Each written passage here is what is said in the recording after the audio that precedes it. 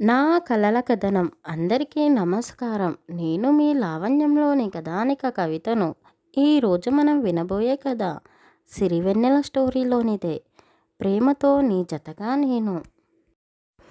వెన్నెల క్రిష్ చనిపోవడంతో సుభద్ర రాఘవయ్య గారు వారి ఫోటోలను చూస్తూ తిండి తిప్పలు మానేసి రాత్రి పగలు తేడా లేకుండా ఏడుస్తూనే ఉన్నారు. సత్యభామ వెన్నెలకి పుట్టిన పాపను తీసుకొని సుభద్ర వద్దకు వచ్చింది. వాళ్ళిద్దరూ అలా జీవం లేనట్టుగా ఉండడంతో ఆమె మనసు చెల్లించిపోయింది. దుఃఖాన్ని దిగమింగుతూ, అత్త, ఎన్ని రోజులని ఇలానే ఉంటారు? మామయ్య, మీరు కూడా ఏంటి అస్సలు బయటికి రావడం లేదు? మీ ఇద్దరూ ఇలా ఏడుస్తూనే కూర్చుంటే బావా వెన్నెల తిరిగి వస్తారా? అలా అయితే చెప్పండి, మీతో పాటే మేమందరము ఇక్కడే ఏడుస్తూ కూర్చుంటాము అని సత్య కాస్త బెదిరిస్తున్నట్టుగా అనడంతో సుభద్ర ఆమెని పట్టుకొని ఏడుస్తూ, సత్య, నా కొడుకు కోడలు మమ్మల్ని వదిలేసి వెళ్ళిపోయారు. వాళ్ళు లేకుండా నాకు బ్రతకాలని లేదు అని ఆవిడ అనగానే రాఘవయ్య గారు కూడా ఏడుస్తూ ఉన్నాడు. వింటున్నావుగా సత్య, మీ అత్త నన్ను వదిలేసి కొడుకు కోడలి వద్దకు వెళ్ళిపోతుందేమో అని భయమేసి నేను ఆమెకు కావలి కాస్తూ ఇంట్లోనే ఉన్నాను అని అతను అనగానే సత్య కూడా ఏడుస్తూ ఉంది. వీళ్ళ సౌండ్ విని నిద్రపోతూ ఉన్న ఆ చిన్న పాప లేచి ఊ ఆ అంటూ పాల కోసం ఏడుస్తూ ఉంది. ఆ పాప ఏడవడం చూసి వీళ్ళు ఏడవడం ఆపేశారు. సత్య పాపకు పాలు పట్టించి నిద్రపుచ్చింది. నిద్రలో ఆ పాప నవ్వుతూ ఉంది. సత్య ఆ పాప నవ్వుని వాళ్లకు చూపిస్తూ, అత్త, చూసావా, ఇది ఎంత ముద్దుగా నవ్వుతుందో? దీనిలో మీకు మీ కొడుకు కోడలు కనిపించడం లేదా అని ఆ పాపని చూపిస్తూ అనగానే సుభద్ర ఆ చిట్టి తల్లిని ఒడిలోకి తీసుకొని ముద్దులు పెడుతూ ఏడుస్తూ ఉంది. అది చూసి సత్య కాస్త ఊపిరి పీల్చుకుంటూ, అత్త, నేను ఈ పాపని తీసుకొని అమెరికాకు వెళ్దాము అనుకున్నాను. కానీ ఇప్పుడు ఈ పాపను తీసుకొని నేను వెళ్ళను. మీరే దీన్ని పెంచి పెద్ద చేసి చదివించండి. దీని నవ్వుతోనైనా మీరు మీ బాధను మర్చిపోతారేమో అని సత్య వాళ్లకు చెప్పేసి పాపని అక్కడే వదిలి ఇంటికి వెళుతూ, అత్త, ఇంకో విషయం, రేపు గుడిలో పాపకి నామకరణం చేసి ఆ తర్వాత నేను అమెరికాకు వెళ్తాను అని చెప్పింది. మరుసటి రోజు గుడిలో నామకరణం చేస్తూ ఉంటే ఊరి వారందరూ ఆ పాపను చూసి జాలిపడుతూ ఉన్నారు. సత్యభామ బాగా ఆలోచించి వెన్నెల కృష్ణ పేర్లు కలిసేలా ఆ పాపకు కృష్ణవేణి అని పేరు పెట్టింది. అత్త, ఇక నీ కొడుకు కోడలు ఈ పేరుతో నీ కళ్ళ ముందే ఉంటారు అని అనింది.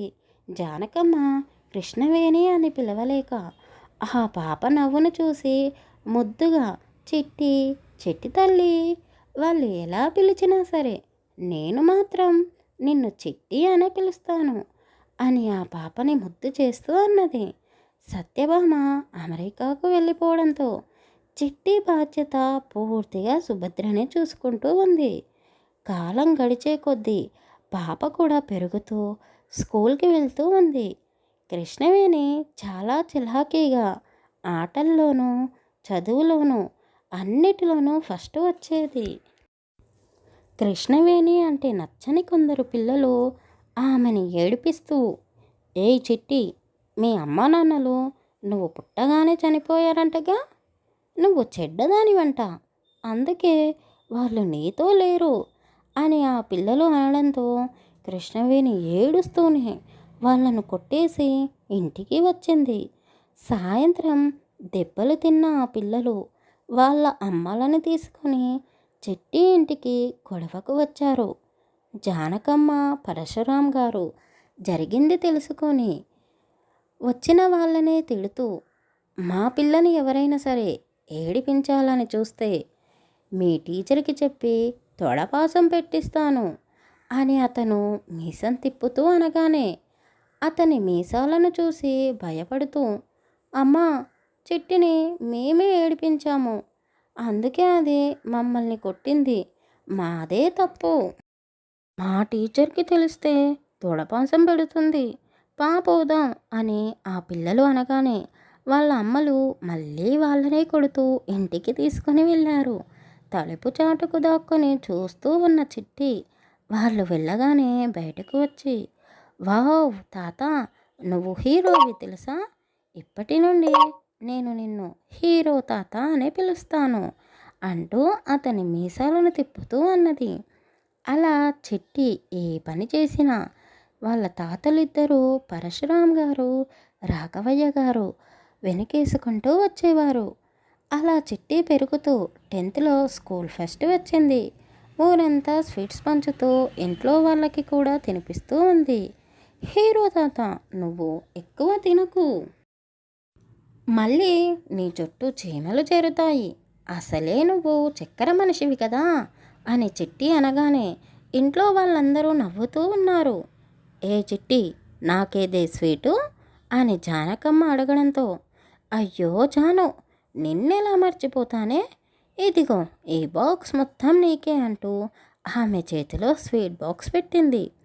చిట్టి, నువ్వు ఫస్ట్ వచ్చావు కదా, నీకేం కావాలో అది అడుగు తల్లి, నేను కొని పెడతాను అని రాఘవయ్య అడగడంతో చిట్టి తాత పక్కనే కూర్చుంటూ, తాత, నాకేమీ వద్దు, కానీ మనమందరం కలిసి సినిమాకి వెళ్దాం అని చిట్టి అడగగానే సుభద్ర కసిరిస్తూ, ఏయ్, పిచ్చి పిచ్చి సినిమాలు చూడొద్దు అని ఎన్నిసార్లు చెప్పాలి, అయినా ఇప్పుడు నువ్వు కాలేజీలో జాయిన్ కావాలి కదా, ముందు ఏ కాలేజీకి వెళ్ళాలో అది చూసుకో.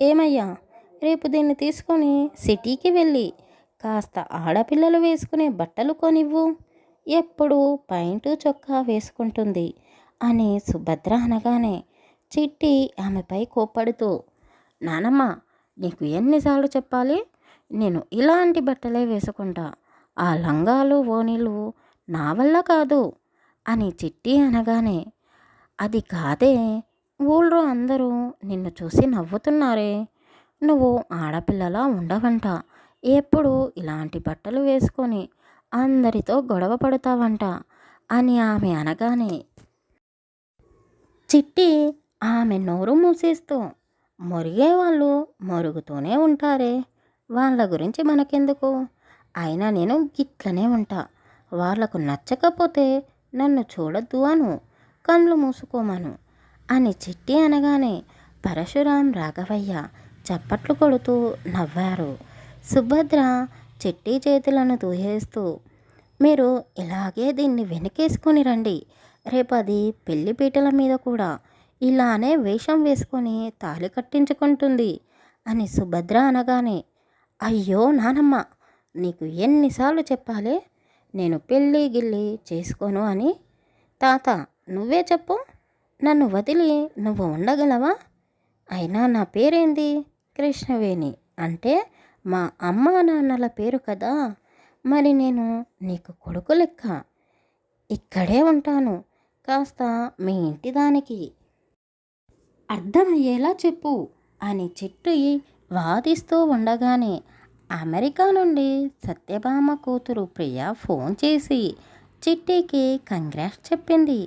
చిట్టి సంతోషిస్తూ, అక్క, నేనైతే మస్తు మంచి మార్కులు తెచ్చుకున్నా, ఇంట్లో వాళ్ళు ఖుష్, నేను ఖుష్ అని చిట్టి అనగానే ప్రియా నవ్వుతూ, ఏంటి ఆ భాష, అలా మాట్లాడుతున్నావు అని అడిగింది. ఇగో అక్క, నీకు ఏం తెలియదు, గీడ మనల్ని చూసి భయపడాలి అంటే మన మాట కూడా వాళ్ళని భయపెట్టేలా ఉండాలి అని చిట్టి అనగానే ప్రియా వాళ్ళ అమ్మ సత్య నవ్వుకుంటూ ఉన్నారు. చిట్టి, నీకు మీ అమ్మ పోలికలు వచ్చాయేమో కానీ అచ్చం నువ్వు మీ నాన్నలాగే ఎంతో యాటిట్యూడ్గా ఉన్నావు తెలుసా అని ఆమె అనగానే చిట్టి నవ్వుతూ, గట్లా ఉంటుంది మరి నాతోటి. నేను మా నాన్న బిడ్డను కదా అని నవ్వుతూ అన్నది. అలా రోజులు గడుస్తూనే చిట్టి డిగ్రీ కంప్లీట్ చేసింది. ఇంట్లో ఊరికే ఉండకుండా తాతయ్యతో పాటు పొలం పని చేస్తూ అన్నీ దగ్గరుండి చూసుకుంటూ ఉంది. ఒకరోజు రాత్రి పరశురాం కొడుకు కోడలు సుభద్ర వాళ్ళ ఇంటికి వచ్చారు. వాళ్ళు రావడంతో అందరూ కలిసి భోజనాలు చేస్తూ సరదాగా కబుర్లు చెప్పుకుంటూ ఉన్నారు. అక్క, అమ్మకి నాన్నకి షష్ఠి పూర్తి జరిపిద్దాము అనుకుంటున్నాను అని వెంకటేష్ అనగానే చిట్టి వీల వేస్తూ, తాత నువ్వు సూపర్, నీ కొడుకు నీకు మళ్ళీ పెళ్లి చేస్తుండు నీ జానుతో అని చిట్టి నవ్వుతూ అన్నది. చిట్టి, నువ్వు కొద్దిసేపు లొల్లి చేయకుండా ఉండు అని సుభద్ర అంటూనే, అన్నయ్య మంచి మాట చెప్పినావు, ఎప్పుడు చేద్దాం అని అడిగింది. ఒక వారం తర్వాత చేద్దాం, ఆలోగా బంధువులందరికీ చెబుదాం అని అతను అనగానే సుభద్ర సంతోషిస్తూ, అన్నయ్య ఎన్ని సంబంధాలు చూసినా వాళ్ళు ఇంటి దాకా రాకుండానే చిట్టి నచ్చలేదు అని చెప్తున్నారు. ఏ ఫంక్షన్లో అయినా ఏదైనా మంచి సంబంధం చిట్టికి వస్తే చాలు అని ఆమె అనగానే చిట్టి వాళ్ళందరినీ కోపంగా చూస్తూ ఉంది. ఏంటే అలా చూస్తున్నావు? నాకెందుకో నీ మీదేనే డౌట్గా ఉంది. వాళ్ళను ఇంటి దాకా రానివ్వకుండా నువ్వే కావాలని తరిమి కొడుతున్నావేమో అని సుభద్ర అనగానే చిట్టి గుటుకలు మింగుతూ ఉంది. తాత, నాకు ఈ నానమ్మ నచ్చలేదు. నువ్వు కూడా ఏ నానమ్మతో కాకుండా మరో నానమ్మతో షష్ఠి పూర్తి జరిపించుకో, దగ్గరుండి నేనే చేస్తాను అని చిట్టి అనగానే సుభద్ర కోపం పక్కన పెట్టి, ఏంటే చిన్న పెద్ద తేడా లేకుండా ఆ మాటలేంటే అని చిట్టి చెవి మెలితిప్పుతూ నవ్వుతూ అన్నది. అమ్మయ్య, నవ్వేశావా?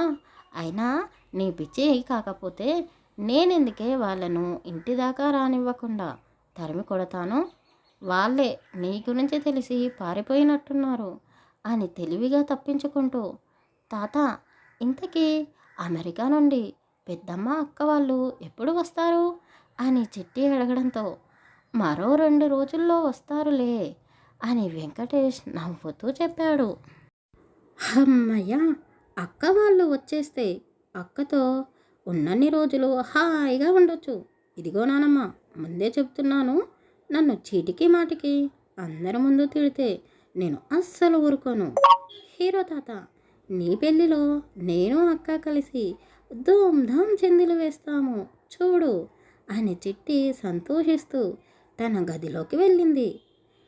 వాళ్ళందరూ నవ్వుతూ చిట్టి వైపే చూస్తూ, వదినా, చిట్టివి వెన్నెలని కృష్ణని తన మాటలతో అల్లరితో మనల్ని మరిపించేలా చేసింది అని మమత అనగానే సుభద్ర సంతోషంతో కన్నీళ్లను తుడుచుకుంటూ, వాళ్ళు దాని రూపంలోనే ఈ ఇంట్లోనే తిరుగుతూ ఉండగా ఇక వాళ్ళు ప్రత్యేకంగా ఎందుకు గుర్తుకు వస్తారే అని సుభద్ర అనింది.